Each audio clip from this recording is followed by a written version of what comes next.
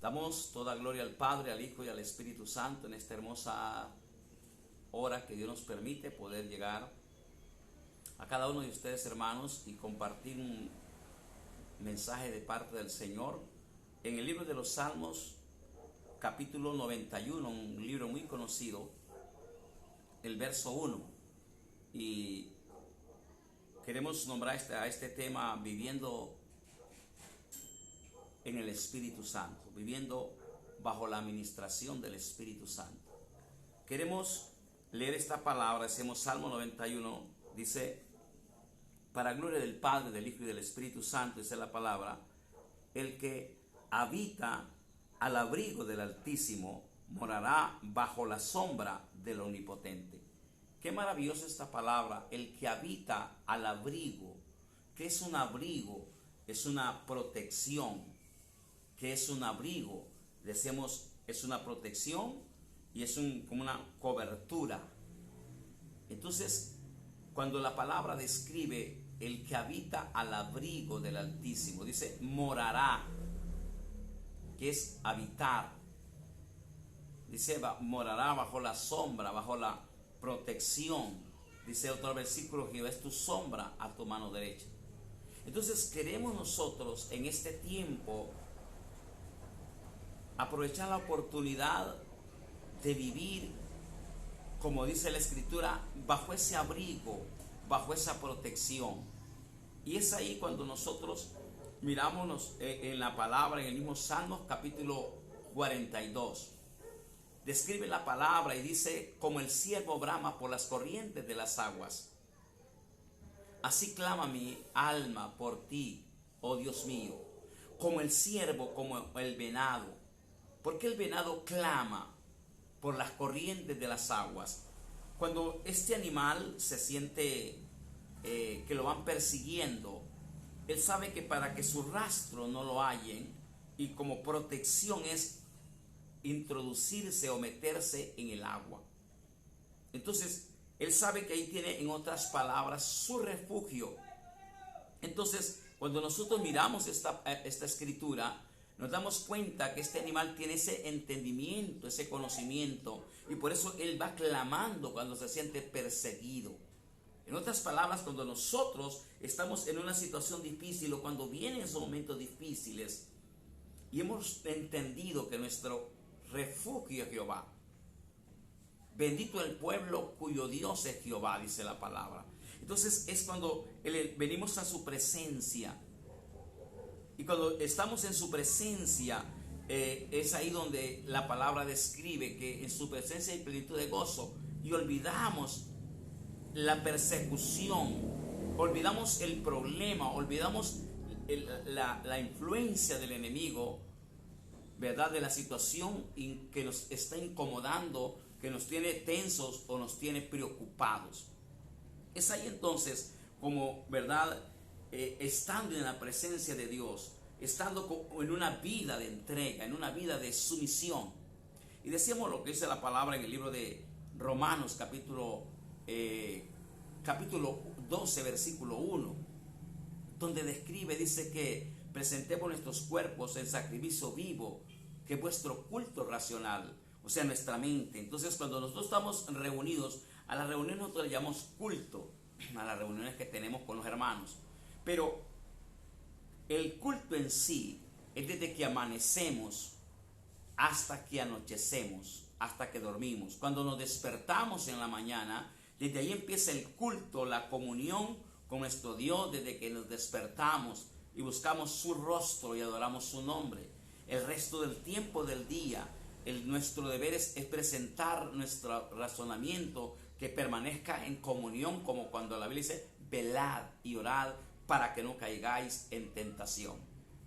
Entonces, es cierto, a la reunión le llamamos culto, pero no solamente vamos a estar en culto cuando estamos entre hermanos reunidos, sino que también la perseverancia de la comunión con nuestro Dios en el resto del día hasta que nos dormimos. Eso es ahí entonces cuando la palabra describe claramente, ¿verdad?, de estar en su presencia. Lo que dice la palabra, si usted se fija, cuando entramos en la presencia de Dios, Y cuando los momentos son tan críticos, tan difíciles, que Ana tenía un buen, excelente esposo, como, ¿verdad?, Elcana.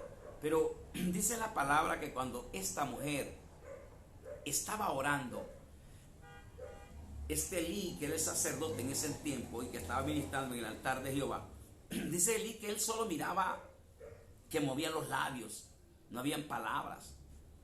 Y es ahí cuando miramos a este hombre, entonces, que le dice que estaba ebria, pero no oía palabras, solo miraba que se le movían los labios. Cuando estamos en la presencia de Dios y entramos en la intimidad con nuestro Padre, se acaban las palabras de nuestra boca. Porque quizás cuando venimos a orar, empezamos a orar, Padre, bendice a mi hermano, mira a mi hermana, mira a mi tío, mira a mi primo, mira a mi sobrino, y empezamos a hacer una lista. Y es de costumbre quizás hacer eso. Pero cuando entramos, que entra nuestro corazón a hablar con el Padre, que entra nuestro corazón a abrirse, a tener esa comunión, y entramos, como dice la palabra, lo que dice en el capítulo 24 del Salmo, versículo 3 al 5, ¿quién subirá al monte de Jehová? ¿Quién estará en su lugar santo? Y empieza a describirlo. Entonces, esta mujer se le agotaron las palabras. Así es cuando habla el corazón. Por eso los momentos de tensión, los momentos difíciles, los momentos de problemas, los momentos de situaciones duras, no son para dañarnos, como dice Isaías, creo que es el 43, que dice, pasaréis por las aguas y no te ahogarás, pasaréis por el fuego y la llama no arderá en ti. Sino que el proceso es con un propósito de Dios, para que hable nuestro corazón con el Padre, para que se abra nuestro corazón a la voz de Dios y al clamor frente a frente con nuestro Dios. Entonces, pero cuando nosotros solamente oramos, ¿verdad? Cuando solamente oramos mecánicamente y acostumbramos una oración, ¿verdad?, mecánicamente, que ya sabemos mentalmente que empezamos por fulano y terminamos por el otro, empezamos por este hermano y terminamos por esta hermana, y eso es normal en cada oración. Se vuelve a veces la costumbre, y todo lo que se hace por costumbre se vuelve religioso. Entonces no, tenemos que venir a la presencia de Dios y pedirle a Dios que nos lleve en nuestro corazón, en nuestro espíritu, a contemplar su hermosura de su palabra. Y es cuando vienen las revelaciones, cuando viene la administración del Espíritu Santo en estas vidas. Por eso los momentos difíciles no son para humillarnos. En otras palabras, como que dice, para despreciarnos Dios, no son para eso. No es que Dios ya nos dejó, no es que ¿por qué me sucede esto a mí? No es porque esto me pasa a mí. A los que aman a Dios, todas las cosas les ayudan a bien. Y Deuteronomio capítulo 2, capítulo 8, versículo 2 dice la palabra, claramente describe la escritura. Y dice la escritura claramente, los traje por este desierto de los 40 años, para afligiros, para probaros, para ver si o no había de guardar mis mandamientos. Entonces, decíamos que la situación difícil no es para confundirnos, no es para turbarnos, sino que es para que entremos en una intimidad con el Padre. Hablamos del venado, hablamos de que su refugio es encontrar la fuente de agua. Hablamos que Ana está en un momento que sus labios se movían, pero no habían palabras. Cuando nosotros nos hemos encontrado momentos difíciles, a veces solo quedamos diciendo, ten misericordia, ten misericordia. Cuando tenemos una noticia fuerte, como cuando se nos dice a nosotros, mire, su hijo lo hirieron, va de grave al hospital. Entonces nosotros solo pedimos a Dios tu misericordia. Cuando miramos en una angustia, sea por una enfermedad, por un dictamen médico, por una deuda, por un problema emocional dentro del hogar, por un problema de matrimonio, a veces se nos acaban las palabras y queda hablando nuestro corazón con el Padre. Y por eso son esos momentos para nosotros quizás críticos, duros, pero son los momentos más preciosos de estar en la presencia de Dios. Es decir, si Ana hubiera tenido hijos del Cana normales como la Penina, como la otra esposa, quizás no hubiera tenido este momento de hablar con el corazón ante el Padre. Si nosotros miramos que no tenemos problemas, situaciones difíciles, a veces no tratamos de acercarnos con ese corazón abierto ante Dios. Entonces, como dijo el apóstol Pablo, me voy a gloriar más bien de mis debilidades. Me voy a gloriar más bien de mis problemas, porque entonces cuando soy débil, entonces soy fuerte. Me voy a gloriar en mis angustias, me voy a gloriar en mis situaciones difíciles. Esto dijo el apóstol Pablo. en mis afrentas, en mis necesidades. Me voy a gloriar de todas estas cosas, porque esas son las que me impulsan a estar en la intimidad con el Padre.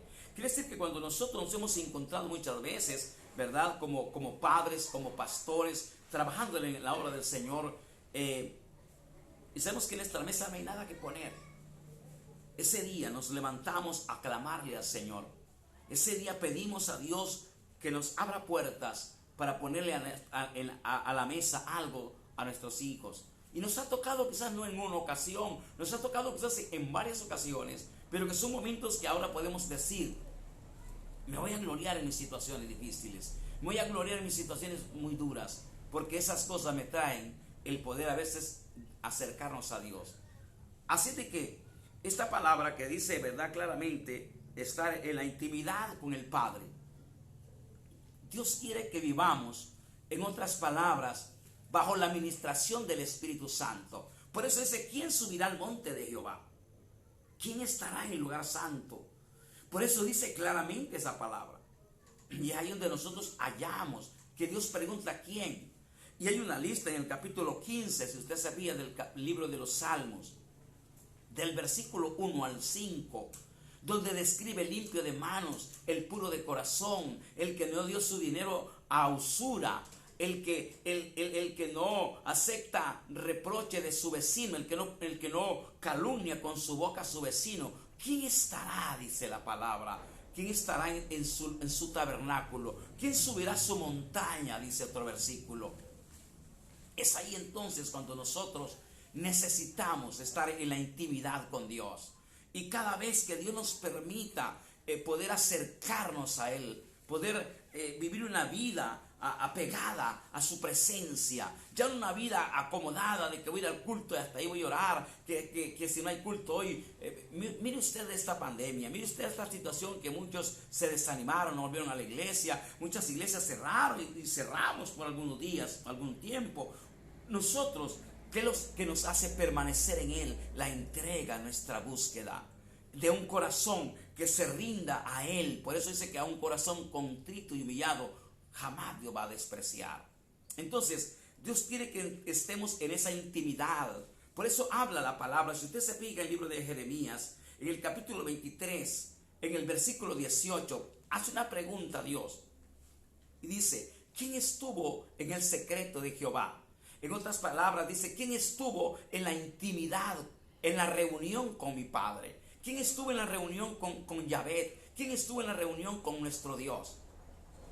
Y vio y oyó su palabra y la publicó a los demás. Dice: ¿quién estuvo? Entonces, si nosotros miramos a nuestro Señor Jesucristo, que cuando Él estuvo en su ministerio acá en la tierra, Él en su tiempo dedicaba a la oración, y de madrugada muchas veces lo hacía. Y de madrugada muchas veces lo hacía. Y es ahí cuando nosotros vemos que los discípulos muchas veces sabían dónde hallarlo, porque ellos sabían el lugar donde se iba a orar. Entonces, en este tiempo que estamos, necesitamos estar en la intimidad con nuestro Dios. Necesitamos tener ese tiempo de a solas con nuestro Padre. Y quizás muchas veces en la noche, por la bulla de los niños, por la bulla de la familia, por la bulla de la gente. Entonces, a veces en la noche que todo esté en silencio, allá de las 12 para adelante, a la 1, a las 2 de la mañana, a las 3 de la mañana, usted sabe, son horas propicias para estar, o tal vez usted está sola en su casa o solo, son momentos propicios para entrar en la intimidad con nuestro Dios. ¿Quién estuvo en el secreto? ¿Quién estuvo en la reunión con Jehová? ¿Quién estuvo en esa reunión y vio y oyó su palabra? Es decir, necesitamos estar en esa intimidad para oír, para ver su palabra, para que nuestro corazón se deleite, para que venga la revelación del Espíritu Santo en nuestras vidas. Necesitamos eso. ¿Cómo nos va a guiar el Espíritu Santo? Pues cuando entramos en la intimidad con nuestro Dios.